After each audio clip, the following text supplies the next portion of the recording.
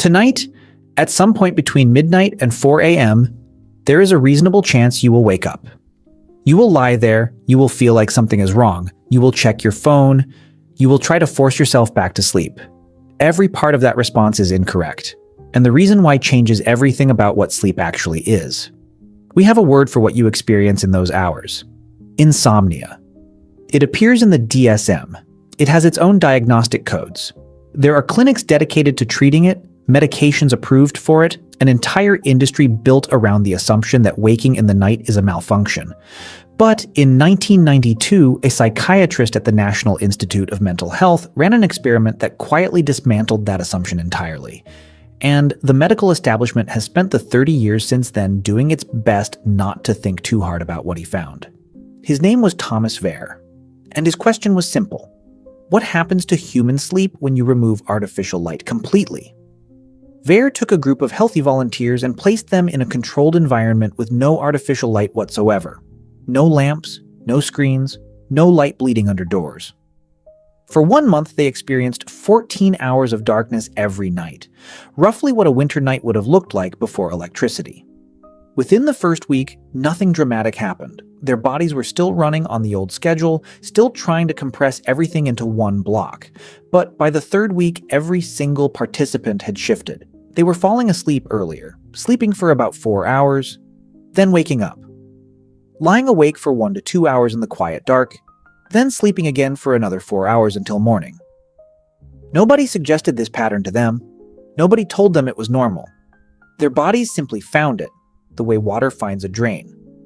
And when Wehr measured their brain chemistry during that middle window of wakefulness, he found something that stopped him. Their brains were producing elevated levels of prolactin. Prolactin is the hormone released during meditation. After deep relaxation, after orgasm, it produces a state of calm that is physiologically distinct from normal waking. Not tired, not alert, something in between, something that has no modern equivalent because modern life has made it impossible. Wehr's participants described the experience in almost identical terms. Peaceful, reflective, like being suspended between worlds. It was not insomnia. It was not a disorder. It was a second state of consciousness, one that every human being on the planet used to enter every single night, and one that most of us have never experienced once in our entire lives. The pattern Wehr had uncovered in a laboratory had actually been hiding in the historical record for centuries.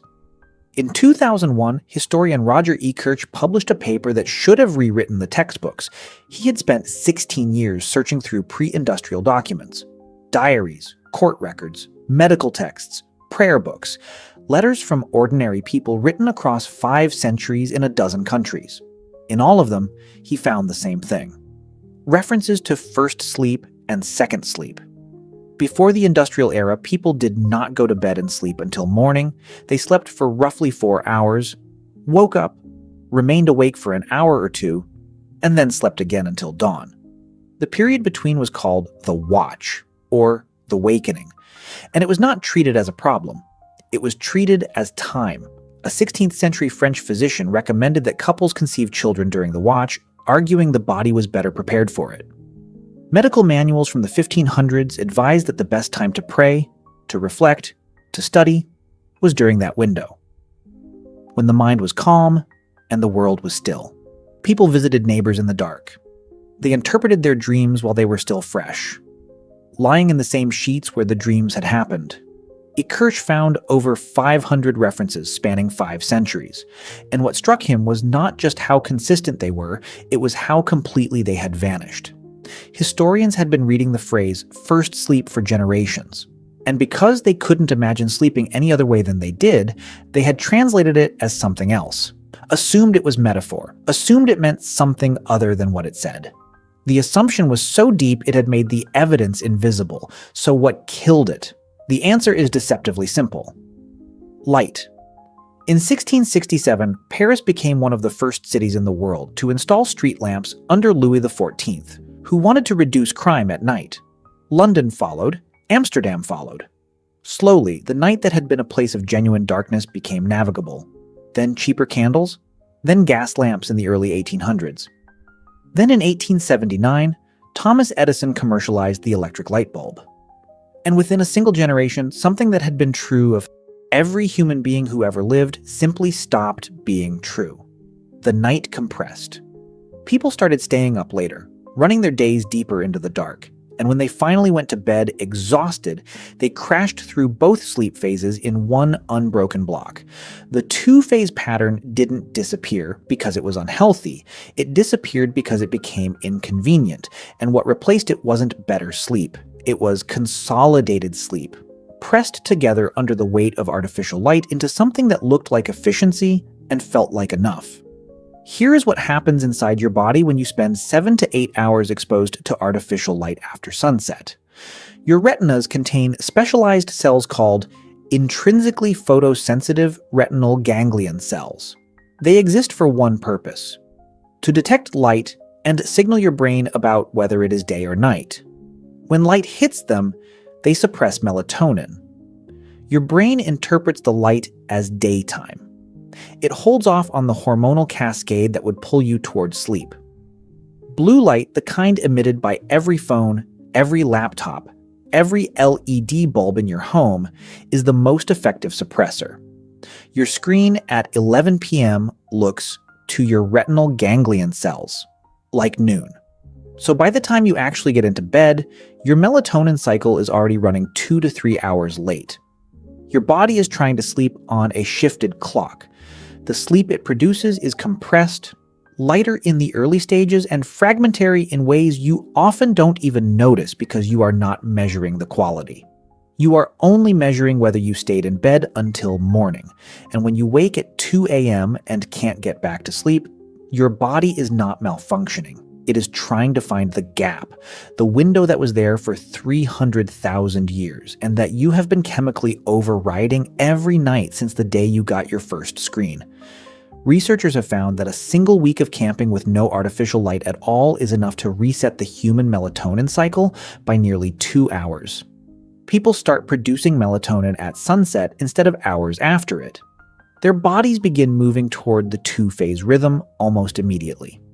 That's how close it still is. 300,000 years of programming sitting just underneath the surface, waiting for the light to go away. And the cruelest part of all of this is what we do when it surfaces. When you wake at 2 a.m., the first thing most people do is check their phone, which blasts blue light directly into the retinal ganglion cells that are already trying to tell your brain it is nighttime, which suppresses whatever melatonin was beginning to build, which makes it harder to fall back asleep, which makes you feel more anxious, which makes the wakefulness feel more like a problem. You are not treating insomnia. You are causing it, with the same device you will use to order something to help you sleep. There is a version of this that does not require you to move into a cave. Researchers who study circadian biology have found that even modest reductions in evening light exposure, dimmer bulbs, no screens for an hour before bed, a few nights outdoors, produce measurable shifts in melatonin timing within days. The architecture of good sleep is not complicated. It is just old. Your body already knows how to do this. It has been doing it for longer than language exists, longer than fire exists, longer than the species you belong to has had its current name. The two-phase pattern is still in there. The wakeful window is still in there. The quiet reflective state that Wehr's participants described as unlike anything else they had ever felt is still waiting underneath everything for the conditions that would let it return. You have been told that waking in the night is something to fix, but for 300,000 years, it was something to use. The hours between first and second sleep were when people thought about their lives, processed their dreams, prayed, connected, existed in a state of consciousness that had no urgency and no agenda. We didn't lose that because we found something better. We lost it because we found something brighter.